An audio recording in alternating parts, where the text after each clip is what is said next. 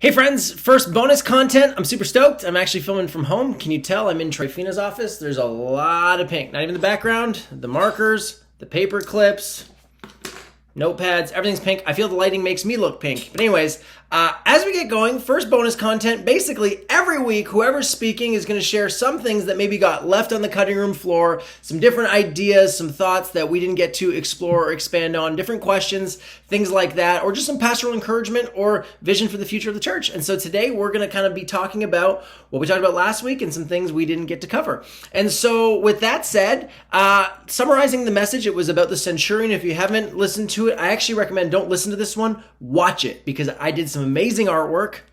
So you don't want to miss that. But anyways, for those of you that did, it was the idea of blowing the insider-outsider divide, blowing that up and instead making it centered on Jesus and inviting people from all over. If that was a new concept, you wanted to explore it more, that's actually, there's theological terms for that. They've studied it for years. It's called bounded set versus center set. Bounded set is the boundary set, like, well, we're in, they're out. Centered set is Jesus at the center, and he's inviting everybody from everywhere to move towards him. That's the philosophy that Lakeside was built on, that we're inviting people, even people who are unreligious, who don't know Jesus, to move closer to him. That's a centered set spirituality. And so if that was interesting to you by any means, you can dig more into that. Secondly, the big idea that I want to cover in bonus content is a word that we didn't even get to highlight this weekend. It's the word surprised. It actually says Jesus was surprised. Now, some of you are like, hang on a second. I thought he was fully God, fully man. Nothing should surprise him. He knows everything. If that's the case, you could study your PhD in incarnational studies and give us a whole lecture on how that works. I would just chalk it up for the rest of us to simply, there's mystery in the way that God works and the incarnation works. There's ways in which, as Philippians 2 says, Jesus emptied himself. He humbled himself. So there's that mystery of, yes, there's times where he knew exactly what was happening in people's lives and he could speak prophetically. And there's other times where Jesus listens to people's answers because he's not just like, you don't have to speak. I know what you're thinking, right? So there is this divine human mix, but he's fully God, fully man, all the time, and there's just mystery there. So when it says Jesus was surprised, I just think he was genuinely surprised. And I just would actually want to highlight the fact that what is it that surprised Jesus? I mean, Jesus prayed for healing for people. He put mud in people's eyes and they were healed. Never once is it like, and Jesus was surprised that it took. He didn't expect them to be healed. But all of a sudden, in this story, Jesus is surprised. I want to suggest to you it's because three massive barriers that culturally don't really got crossed. The ethnic barrier. A Gentile came to a Jew for help. The social barrier. Wealthy soldier goes to a prophet who has spent the majority of his life caring for predominantly people of impoverished state. Religious boundaries. A non-Jew who has his own pantheon of gods shows up at the equivalent of church. Everybody's surprised, including Jesus. You know it's a big deal when Jesus is surprised.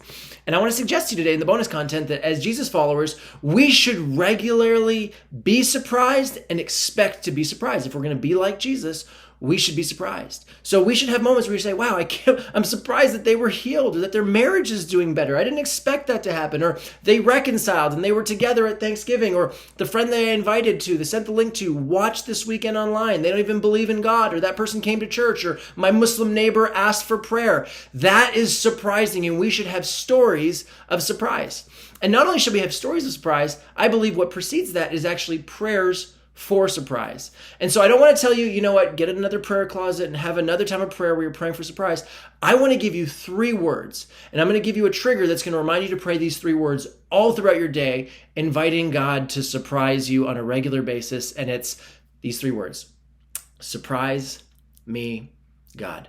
And I want to suggest to you that this is an amazing tool to use at all different times throughout your day, whether you're scrolling through social media, you're watching the news, hearing political rhetoric. Whenever you have this reaction to something, that is your cue to say, surprise me, God. In those moments, and listen, you may actually realize it is unhealthy for me to listen to this philosophical rhetoric, theological rhetoric, political rhetoric, sociological rhetoric. I can't watch these newscasters. I can't listen to this. I can't engage with what they're saying. That might be okay. But in that moment when you go, and you're just about to turn it off or just, pass over or just start thinking about something else, could you just pause and simply say, surprise me, God? And at first it'll sound tongue-in-cheek. At first it'll sound sarcastic. But I want you to allow it to start to grow your faith and trust that God can actually break across that divide. That God is a God who actually is working in everyone's lives, including a centurion who is across all the barriers and divides of that world. And he can work in the life of the person that your first gut reaction is, ugh. So friends, whenever you have a moment of, ugh, I want to invite you to pray a prayer of, surprise me, God. And then expect in faith that God is moving in their life, that God is doing a work in their life, that God can bring good out of what your tendency is to only see as bad.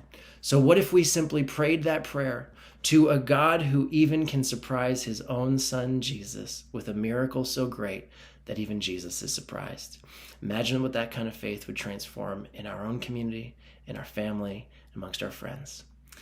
Great chat with you, friends, and I'll be back next week for some more bonus content. Remember, surprise me, God. Surprise me, God.